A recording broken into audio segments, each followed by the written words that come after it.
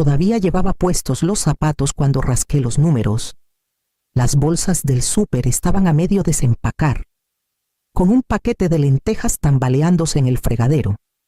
No grité, no salté, solo me quedé mirando el boleto bajo la luz oblicua de la tarde, dejando que la verdad se asentara como polvo en silencio. 120 millones de pesos, lo doblé. Lo guardé entre las páginas de una novela de Sandra Cisneros y preparé la cena. Esa noche, Amalia removía la sopa mientras yo presionaba la masa de pan de maíz en un molde. La observé tararear. Ajena a todo, pensé en contarle, en abrir la despensa y sacar la novela como si fuera un truco de magia, pero algo me detuvo. Tal vez fue el orgullo, tal vez el miedo. O quizás solo quería algo en esta vida que nadie pudiera interpretar, diluir o decidir por mí. A la mañana siguiente, fui sola a la oficina de reclamos. Les dije que quería todo anónimo y bien sellado. Firmé papeles. Elegí pagos a largo plazo y pedí silencio. Luego caminé a casa y recogí a Emiliano de la escuela. Nunca toqué el dinero, no de verdad. Seguimos en nuestra casita en la calle Hidalgo. En Guadalajara, seguí dando clases de literatura en el colegio comunitario. Y Amalia siguió como voluntaria en la biblioteca. Aunque sus rodillas le daban guerra, cambiamos el tejado un año, pero solo porque goteaba. Recortaba cupones, usaba el mismo abrigo de lana cada invierno. Nadie nunca preguntó por qué. Me decía a mí misma que lo guardaba para Emiliano, para su boda. Tal vez para su futura familia. En ese momento se sentía noble. Contenerme, esperar el momento perfecto para darlo todo. Luego Amalia se enfermó. De esas enfermedades que llegan rápido y no negocian, y aún así, no toqué un solo peso. Cuando la enterramos, la primavera apenas comenzaba a despuntar entre el frío. Me senté en el porche después, sola, viendo florecer las bugambilias. El dinero seguía ahí, intacto, esperando un propósito que ya no sentía seguro. 2 semanas después, Emiliano llamó. Tenía noticias. Traería a alguien a casa. Emiliano llamó un domingo, como siempre, pero esta vez. Su voz traía algo diferente, rápida, emocionada, casi ensayada. «Ma, quiero que conozcas a alguien». Puse el teléfono en altavoz y doblé ropa mientras hablaba. Se llamaba Paloma Arriaga, estudiante de maestría en administración. Su papá manejaba algo llamado fondo patrimonial. Emiliano lo decía como si fueran credenciales en un currículum, no pedazos de una persona. Es increíble, de verdad. Y nos vamos a casar. Hice una pausa, sosteniendo un suéter viejo de Amalia. ¿Casar? Se rió. Sí, quería que fueras la primera en saberlo. Vamos a ir el próximo fin de semana. Creo que te va a encantar. Sonreí. Aunque no podía verme, seguro que sí. Paloma llegó con aretes de perlas y un blazer entallado. Aunque hacía calor para lino, me dio la mano con la confianza de quien está acostumbrada a ser presentada. Su mirada recorrió la sala como si estuviera haciendo un inventario. Me encanta lo acogedor que es este lugar, dijo. Tan vivido. Los libreros casi parecen de otra época. Serví té. Rechazó el azúcar. Emiliano se sentó más derecho de lo normal, como si lo estuvieran evaluando, cuando le pregunté por la clínica. Dijo que era una gran oportunidad para futuras alianzas. Oportunidad, alianzas. Recordé cuando decía cosas como, hoy ayudamos a un niño a caminar otra vez. Ahora hablaba en sustantivos abstractos y palabras de moda. Paloma cruzó las piernas y preguntó por mi industria antes de jubilarme, cuando dije que enseñaba literatura. Asintió con cortesía. Qué valioso. Contar historias es clave para el branding ahora. No quería hacer daño. No exactamente, pero había una distancia en cada palabra. Como si hubiera estudiado mi mundo en un caso de negocios. Emiliano no lo notó. Seguía sonriendo, con las manos cruzadas como esperando aprobación. Esa noche, después de que se fueron, me quedé en el pasillo mirando nuestra pared de fotos. Emiliano. sin los dientes de adelante, Emiliano, con su bata blanca. Pasé el dedo por el marco de madera. El niño que crié había vuelto a casa, pero trajo el idioma de alguien más. La casa de los Arriaga estaba detrás de unas rejas de hierro que se abrían con un código. Era el tipo de lugar donde los tapetes no se atrevían a desgastarse, donde los arbustos estaban podados como si hubieran pasado una entrevista. Emiliano y Paloma insistieron en que fuera a una cena de bienvenida familiar. Me puse mi falda azul marino y el broche de Amalia, el que tenía una margarita prensada bajo vidrio. Beatriz Arriaga me recibió con una copa de prosecco y un comentario sobre lo encantador que debió ser criar a Emiliano. Pronunció la palabra como si fuera parte de una novela de época. Los jóvenes con los pies en la tierra son tan raros hoy en día, añadió, chocando su copa suavemente contra la mía. Seguro hiciste lo mejor con lo que tenías. Sonreí y tomé un sorbo. El comedor estaba silencioso como catedral, iluminado por una lámpara de araña del tamaño de mi mesa de cocina. Nos acompañaron 2 miembros del consejo de la firma del papá de Paloma. César hizo las presentaciones. Luego me miró con una sonrisa que no llegaba a sus ojos. Entonces, Consuelo, ¿sigues ocupada desde que dejaste? Era educación, ¿verdad? Sí. Literatura, ah, qué bonito. Es tan importante mantenerse activa mentalmente. Me pregunté si se daba cuenta de que me hablaba como a una paciente recuperándose de un derrame. La cena llegó en platos tomates heirloom con escamas de sal marina, medallones de cordero sobre puré de trufa. La conversación flotaba entre reestructuraciones de fondos, donaciones universitarias, legados. Emiliano asentía. Paloma brillaba. Yo escuchaba y pasaba la sal cuando me la pedían. Crucé la mirada con Emiliano una vez al otro lado de la mesa. Intenté sonreír, tender un puente, pero él apartó la vista rápido, respondiendo algo sobre becas de investigación. Más tarde, con el postre, Beatriz se inclinó hacia mí y dijo en voz baja, es maravilloso que Emiliano haya superado... Bueno, ya sabes, habla mucho de su empuje. Bajé la mirada a mi plato. El flan se estaba enfriando. Con la capa de caramelo intacta, Emiliano siempre ha sabido lo que vale. Dije suavemente. La pregunta es si otros lo ven sin necesidad de explicaciones. En el camino a casa, me senté en silencio junto a mi hijo en el asiento trasero. Con las luces de la ciudad parpadeando a través de los vidrios polarizados, él parecía cansado, o tal vez no quería mirarme a los ojos. Al día siguiente de la cena, abrí el closet de la recámara de visitas, el closet de Amalia, y bajé la caja de cedro que solíamos llamar el cofre del algún día. Olía ligeramente a eucalipto y papel. No sabía qué buscaba.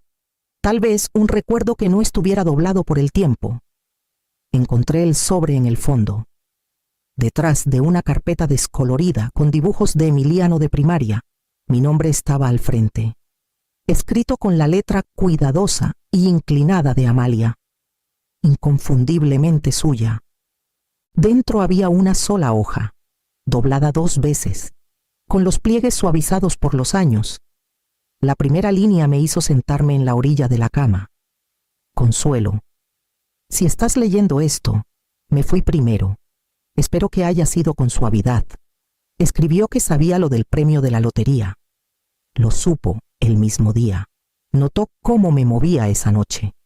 Más callada de lo normal.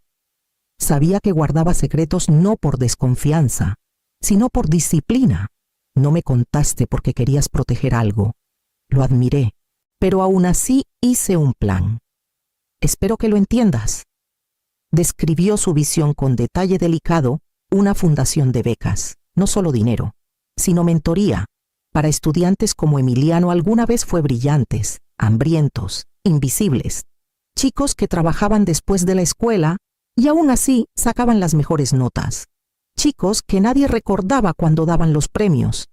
Incluso había elegido un nombre, Fundación Amalia y Consuelo Morales, porque hicimos esta vida juntas. Y aún ahora, quiero que eso continúe. Presioné la carta contra mi pecho y dejé que el silencio llenara la habitación. no era solo un plan, era un espejo, un recordatorio de que todo este tiempo el dinero no solo esperaba el futuro de mi hijo, sino algo más grande que una boda o una herencia. Cuando doblé la carta y la guardé en el sobre, supe qué tenía que hacer. Pasé los días siguientes haciendo cuentas en mi libreta, no porque lo necesitara, sino porque me anclaba. Revisé el saldo del fideicomiso, el crecimiento proyectado, las cuentas de efectivo que nunca toqué. Imaginé escribirle un cheque a Emiliano como regalo de bodas, algo simbólico, generoso, definitivo. Siempre había sido el plan, pero el plan asumía respeto. Paloma me invitó a una sesión de planeación en casa de los Arriaga. Lo llamó brunch de trabajo. Había impresiones, muestras de telas y un plano de asientos en un marco dorado. Llegué con escones de limón y una sonrisa. Hablamos de flores, banquete, discursos. Escuché más de lo que hablé. Cuando llegó el tema de los asientos, Beatriz señaló una etiqueta que decía madre del novio. Consuelo, te pusimos en la mesa 9, dijo con dulzura, tocando el plano. Estarás con las esposas de los socios de César, mujeres encantadoras, muy refinadas, para que no te sientas fuera de lugar. Parpadeé una vez. Mesa 9O. Sí, intervino Paloma.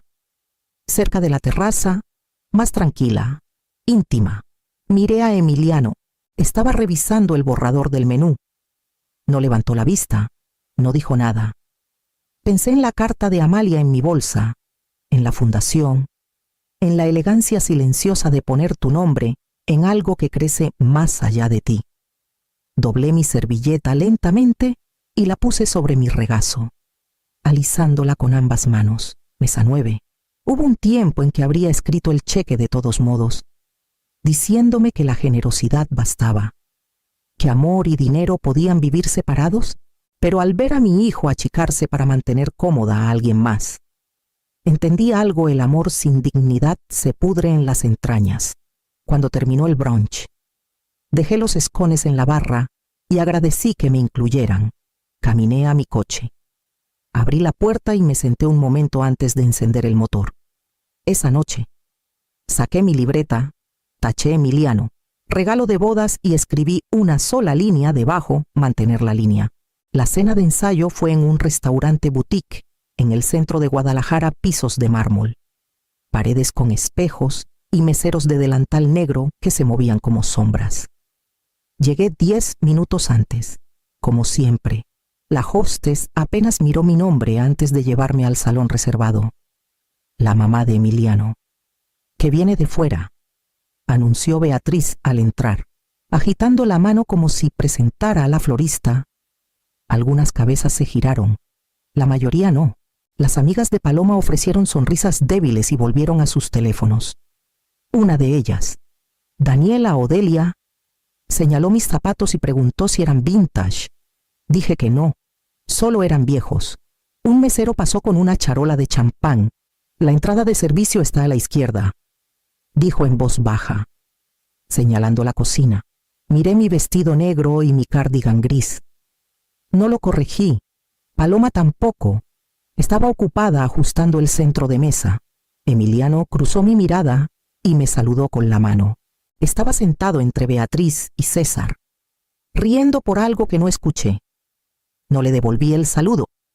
Solo busqué mi asiento esquina lejana, bajo una rejilla de aire, y pedí un té. La sala zumbaba con charlas sobre lunas de miel y casas en San Miguel de Allende. Tomé mi té despacio, escuchando el murmullo de un mundo que ya no reconocía, cuando alguien mencionó el precio del pastel. Pensé en el que Amalia y yo hicimos para el 5º cumpleaños de Emiliano, un dinosaurio chueco cubierto de demasiado betún verde. Sirvieron la cena. Vinieron los brindis. El hermano de Paloma bromeó sobre cómo Emiliano tenía corazón de maestro, pero al fin subió de categoría. Tomé mi té, firme y callada, y no dije nada. Al día siguiente, me puse el mismo cardigan y fui a la boda. El salón olía a rosas y dinero. Un cuarteto tocaba algo lento y elevado, mientras los invitados se dirigían a sus mesas. cada lugar marcado con caligrafía y menús con bordes dorados. El mío decía Mesa 14. La encontré cerca de las puertas de la cocina. Detrás de una columna de mármol, las sillas tambaleaban un poco al borde de la alfombra. Estaba sentada entre una asistente de la florista que no dejaba de ver su reloj y un becario nervioso de la firma de César que pensó que era la tía abuela de alguien.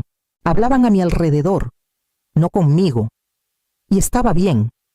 Vine por Emiliano.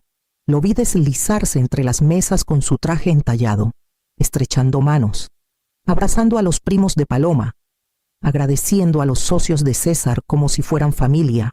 Beatriz brillaba a su lado, una mano descansando ligeramente en su brazo, la otra sosteniendo su champán. El brindis vino antes del postre. Emiliano tomó el micrófono con una sonrisa suave. Agradeció a todos por venir. Dijo lo agradecido que estaba por unirse a la familia Arriaga. Habló de su generosidad, sus valores, su increíble bienvenida.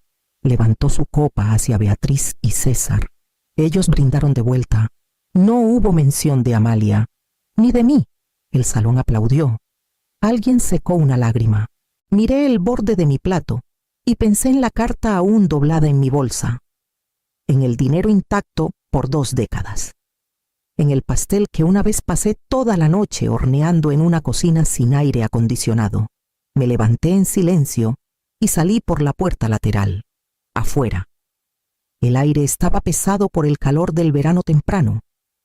Caminé al borde de la terraza y miré al cielo. Las estrellas eran débiles tras las luces de la ciudad, pero sabía dónde debían estar. Las conté de todos modos, a mis espaldas. La banda volvió a tocar, una melodía alegre y brillante para gente que no notó que me había ido. Metí la mano en mi bolsa y toqué la esquina del sobre de Amalia. Se sentía más pesado que antes, no por culpa, sino por certeza. Me quedé afuera un buen rato, escuchando la música lejana subir y bajar, como el zumbido de una máquina a la que ya no pertenecía. Luego me di la vuelta, alicé mi cardigan y volví por las puertas laterales. El salón estaba bañado en oro y luz de velas. Estaban a medio discurso del corte del pastel. Beatriz tenía el micrófono. Paloma estaba a su lado, sonriendo como estatua. Emiliano, unos pasos atrás. Aplaudía cortésmente mientras ella hablaba de legados y futuros brillantes.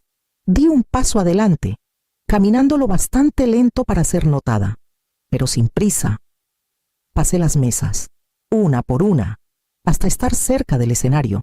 Disculpen, dije. El micrófono titubeó. Beatriz se giró. También Paloma. Emiliano parecía confundido. Solo un momento, dije otra vez. Quiero decir algo. Ya no había música. Nadie se movió. Hasta los meseros se congelaron a medio paso. Me aclaré la garganta. Hace 20 años. Gané 120 millones de pesos. No se lo conté a nadie. No cambié nuestra casa, ni mi trabajo, ni la forma en que crié a mi hijo. Lo mantuve en silencio. Por él. Porque quería ver quién sería sin eso. Un murmullo recorrió el salón como viento entre hojas secas. Creí en construir cosas con tus propias manos, en la dignidad, en la modestia. Guardé ese dinero pensando que un día se lo daría, como regalo, una dote de amor y confianza. Miré a Emiliano. Su boca se abrió, pero no salió ninguna palabra. Pero esta noche vi algo claramente. El respeto no se hereda, se gana. Y he visto lo fácil que desaparece cuando nadie está mirando. La copa de Paloma tembló ligeramente. César se quedó inmóvil como piedra. Beatriz parpadeó lento, como si no entendiera el idioma. Doblé el sobre pequeño en mi mano. Lo sostuve una vez contra mi pecho y lo guardé en mi bolsa. No estoy aquí para avergonzar a nadie. Solo necesitaba decirlo, sobre todo para mí.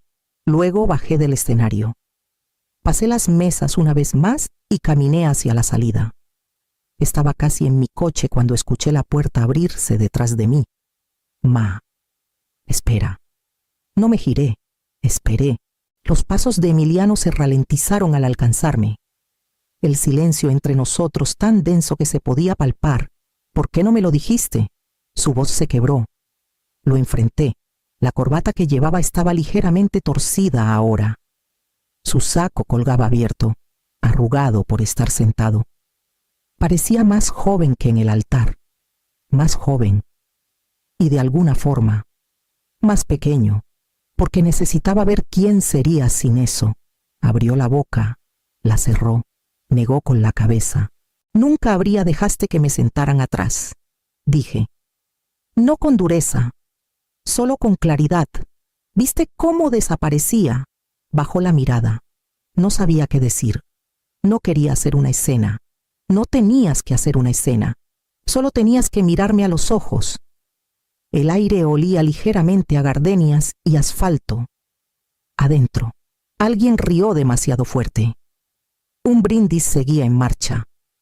Metí la mano en mi bolsa y saqué la carta de Amalia. Tu madre sabía. Tenía planes. No para yates ni acciones. Quería una fundación, algo que importara. Puse el sobre en su mano, no lo miró. Solo lo sostuvo como si quemara. Pensé que lo guardabas para mí. Dijo en voz baja. Lo hacía, pero ya no. No así. Asintió lentamente, con lágrimas asomando ahora. ¿Qué hago? Tú decides si quieres ser el hombre que criamos o el hombre al que aplauden. Me acerqué. Toqué su mejilla como solía hacerlo tras sus pesadillas. No eres malo, Emiliano, pero olvidaste quién eras. Ese es un olvido peligroso. Su voz era apenas un susurro. Es demasiado tarde, lo miré. No al traje, ni al reloj, ni a la confianza prestada, sino al niño debajo de todo eso. No estás listo, dije. Todavía no. Luego abrí la puerta del coche. Me senté al volante y dejé que el motor rugiera bajo mis manos. La cocina estaba en silencio. Salvo por el suave rasguño de mi pluma, firmé la última página. La feché y cerré la carpeta. La Fundación Amalia y Consuelo Morales ahora era oficial, financiada, estructurada, construida para durar más que el duelo, más que el silencio. Trabajé con una firma pequeña, nada ostentosa, un abogado local, un contador que conocía desde mis días de maestra. Pasamos semanas delineando los detalles. Becas completas para estudiantes subrepresentados, los primeros en sus familias en ir a la universidad. Futuros maestros, ingenieros, enfermeros, estudiantes como Emiliano alguna vez fue. Antes de los trajes, los discursos y las salas que se inclinan ante el dinero, la fundación cubriría colegiaturas, libros, mentorías, y cada estudiante recibiría una carta con las palabras de Amalia: tú importas. No por lo que tienes, sino por lo que te atreves a hacer. Me serví una taza de té y me senté en la mesa, en el mismo lugar donde Emiliano leía sus listas de ortografía en voz alta, donde Amalia corregía a mano los ensayos de sus alumnos. La luz que entraba por la ventana era suave. La mañana se había tomado su tiempo. Emiliano no había llamado. Todavía no. No esperaba que lo hiciera. Tomaría tiempo desaprender las cosas que había empezado a creer ciertas. Pero yo tenía tiempo. Volvería. Lo sabía. No estaba perdido, solo desorientado, siguiendo señales que alguien más plantó frente a él cuando encontrara su camino de regreso. La fundación seguiría aquí, no como regalo, sino como invitación. Tendría que ganarse su lugar en ella. Tomé otro sorbo de té y miré el jardín, donde Amalia solía plantar cempasúchiles junto a la cerca. Los parterres estaban vacíos ahora, pero aún podía imaginar el dorado contra la madera, brillante y terco. Hay diferentes tipos de riqueza. Algunas florecen en silencio, otras echan raíces. Abrí la siguiente carpeta, una lista de escuelas con las que colaboraríamos. Fechas límite, contactos de alcance, notas al margen que garabateé tarde en la noche. El trabajo apenas comenzaba, y por primera vez en meses, me sentí más que clara. Me sentí lista.